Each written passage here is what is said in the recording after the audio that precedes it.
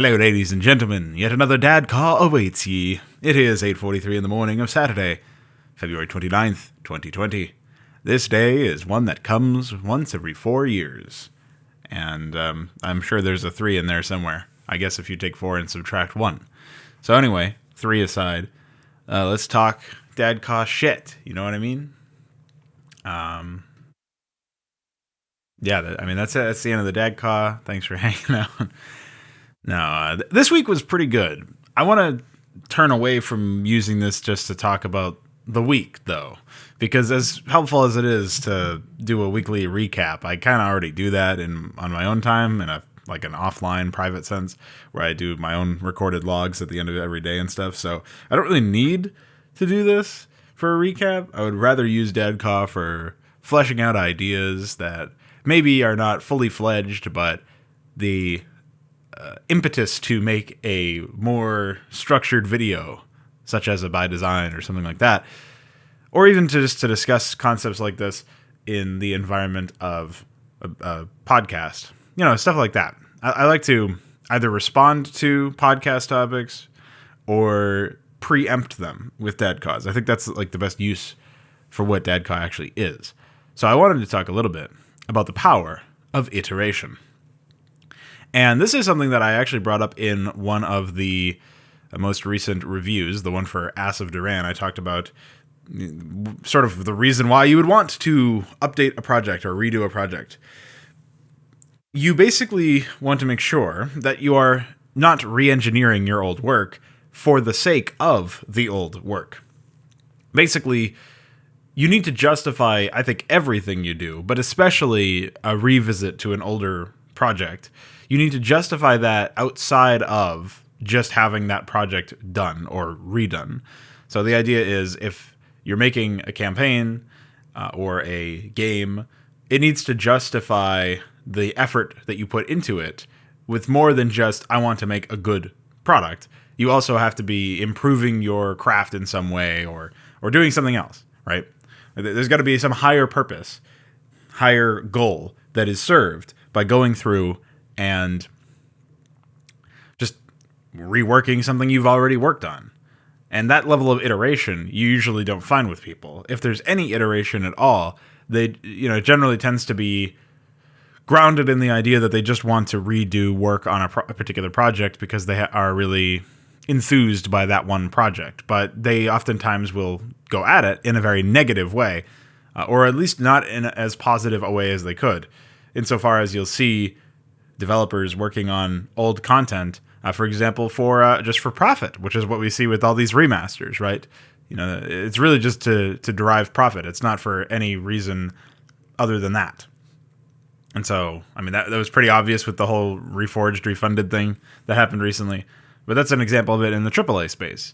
It's not like they're trying to do a service to the community or to improve their ability as developers in terms of how efficient they are at actually developing work.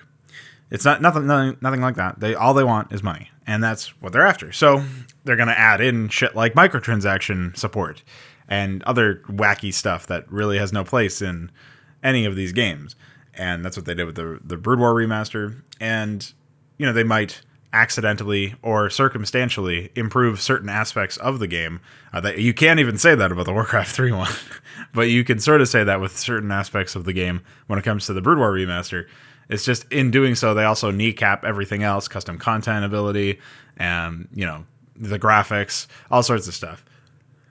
So you want to stray away from that. That's like an extreme example of iterating for the sake of some really poor motivations.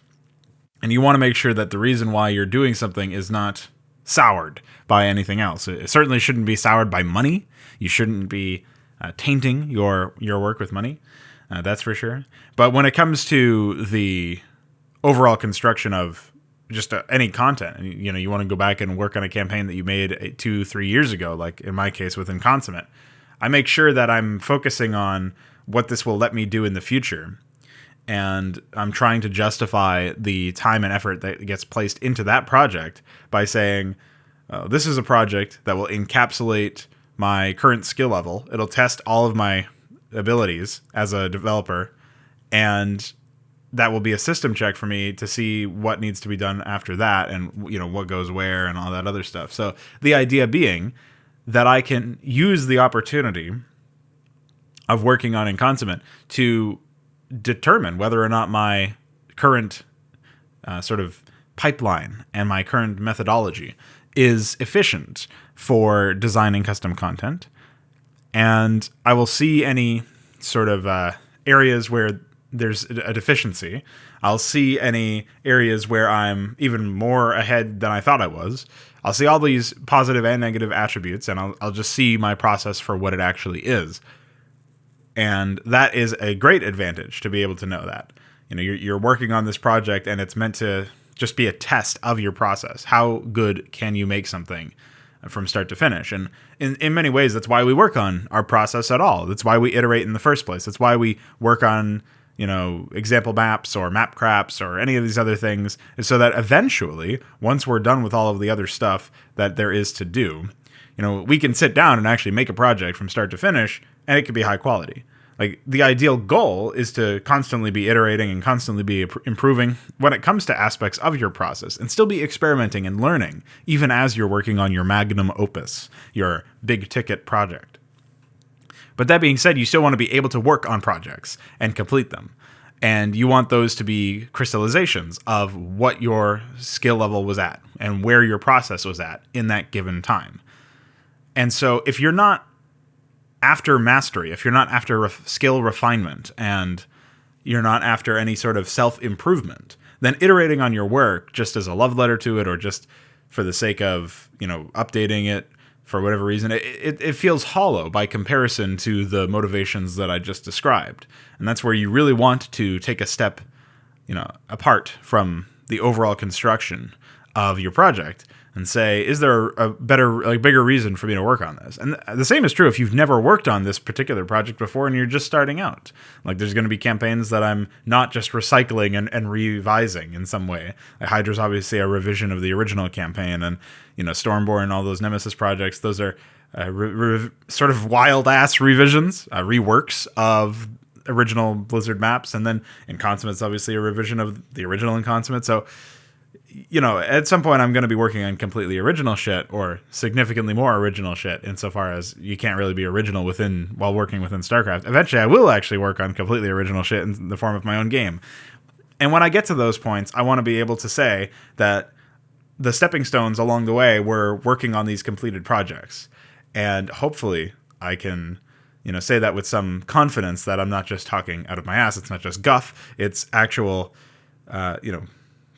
it's just a reflection of the reality that we are in, where the results of working on, say, Inconsummate 2.0 and Hydra and so on and so forth are that I can point to them as saying, this is where my skill level was at in 2020 and in 2021 and so on and so forth. And, it's a nice reflection of where I've been since then, right? Just like Inconsummate 2017, that was like the very first version of Inconsummate. That was a reflection of my skill level as a developer back in 2017. It's very easy to say, hey, I've done a lot of work and I've come a long way since then. And I do genuinely believe that. But it's hard for you to just point and say, here's a project you can play from start to finish, and it can be seen as a well-rounded project and also just a snapshot of how good I was at developing at that particular time. So sort of some thoughts on, I guess, both iteration, but also the reason to work on any project ever, even if it's not iterating on a new project. You kind of want to treat a concerted effort to iterate on an existing project as its own unique project, even though obviously I'm going to be taking some cues in theory from the original Inconsummate when I do rework my new one. The idea is I'm going to be developing it as if it were a new project, giving it all the same sincerity when it comes to treating it seriously and trying to really understand exactly what needs to be done for that project. And I'm not going to let the old stuff inform the design decisions or the sort of way that I myself conceive of working on the project. To me, it's not just updating a campaign, which would take maybe a month or so. To me, it's making a new campaign. It just happens to be sharing the name and a lot of characteristics from an old one, but I'm going to be treating it as if I was making a new one, just like sort of like how I'm treating Hydra as its own thing, as opposed to taking the original maps and using them, maybe expanding them a little bit. No, I'm completely reworking all of the maps and completely reworking all the AI. That's the same approach I'm taking to Inconsummate, redoing the scripts and, figuring out whether or not characters need to be removed or added or shuffled around. Exact same shit that I'm doing in Hydra, except, obviously there's more of a... I'm treating the story a little bit more sincerely in Inconsummate, whereas in Hydra it's mostly just an excuse to have really wacky gameplay and genuine RTS content. So all of these aspects of my design persona, if you will, my design process and my motivations behind tweaking that process, all of these things are learned behaviors, things that you can learn yourself as a developer and to see if they work for you. My main argument at the end of this is just to comment on the fact that you need to iterate on your work in order to improve, right? You need to iterate on your process in order to polish things up and tighten things up and see where there's deficiencies. And in some level, you also need to attempt to work on a campaign or a main big project and attempt to seriously and sincerely complete it and polish it off and release it. That will show you where your deficiencies are as a developer. That will show you if you're lacking motivation partway through the project and give you sort of a system check, a status report on where you are as a developer and what needs to be changed or fixed or whatever as time goes on. So that's like the main argument that I want to make clear, that even when you're reworking or iterating on old content, that's not the be-all, end-all of that work, right? Even if you don't complete it, it's still useful for you to develop an understanding of what needs to be worked on next in your overall process. And if you do complete it, even if you do complete it, I should say, that's still... like, it's not just that it paid off because you completed a project. That's some aspect of it. But you also will have a more complete understanding of what needs to be changed when you work on your next project. What were things that you spent too much time on when working on that project? What were things that you could have done differently to get a higher quality result or, again, be more efficient with your time? There's aspects of the development that you can look back on, especially if you end up documenting it in any way, shape, or form, like I do with the modding streams. There's ways that you can look back at that and say, well, here's some mistakes that I made that I only corrected, a month later or a week later. Now that I can look out for those in the, beforehand, I can just not make those mistakes, or if I can pick up on them much sooner and immediately take a look at them, right? And, this can be basic shit like learning how tools work or whatever, but it can also be more fundamental stuff that's more pernicious to try and fix, like just your mindset when it comes to working on certain things. Maybe you put off working on the same kind of thing like scripting or dialogue or voice acting or whatever. Maybe you put that off for a while because it's not super interesting to you, and you have to learn how to crack that particular nut and get past that, because that's a sort of roadblock in your way, a speed bump that holds you back from making your campaign or making your project in a reasonable amount of time. So yeah, I mean, that's basically the reason why you would iterate at all. And I've just seen people try to re-engineer their old work, seemingly just because it's their old work and they want to make it again, or they want to improve it. And they're rarely taking it from the same perspective that I am with mine, where they're completely redoing all of the maps and all of the content because they think that that's too much work. Yet the whole point is that you are going to be delivering a brand new project just with the sort of trimmings of an older project, so that you can deliver a modern version of that, right? A reflection of where you are right now. It shouldn't be a reflection of both where you were and where you are now. It should just be where you are now. And that's how you're making progress, is that you can differentiate between where you were years ago and where you are in the moment and where you want to be in the future. The whole point is to understand what was different between your old stuff and your new stuff, even if it's a rework of the same project. So I've seen a lot of people try to update other people's work or their old work, and most of the time it doesn't end up panning out. It's sort of like the same kind of deal as what Hydra is to the original campaign, but I've seen people try to do that for other custom campaigns. Like somebody was working on a Vision of the Future update to remove all the micro missions, and it sounded pretty interesting. There's a lot of custom AI thoughts and stuff like that, and I thought it was neat as a concept. even though obviously like the premise is just very silly, just the fact that you'd be working on with that campaign at all. But the idea that you're going to do it just as the learning experience, usually that doesn't work out because people at some point stop having the impetus to work just to improve their process, and they start to try to add worth to the experience of just making some content. And at that point, they realize it would be better to just make their own content instead of reworking somebody else's content. So that's more or less what I would say. I think that that brings us nicely to the conclusion of the talk. But it is one of those things that I wanted to talk about, is the idea that you are going to be iterating on your process over and over again with all of these like demo maps or map craps or anything like this. And maybe you can even use reworking existing maps, be they official or fan-made, and try to deliver a better experience. Maybe somebody will use Inconsummate for that in the future. They'll be like, all right, how can I make this map better? I don't know. And I'm not even saying that that's necessarily a terrible thing.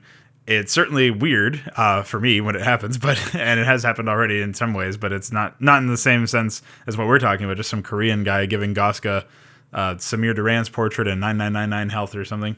So that was psychotic. But yeah, so there's stuff like that you'll see in general. And maybe that's fine. Maybe it's fine to provide yourself with a bunch of different ways to improve your process that aren't necessarily original content. That's you just editing existing stuff and trying to improve it and iterate upon it. That's how people learn, is taking something that already exists, that they're already familiar with, and trying to find a way to improve it at a fundamental level.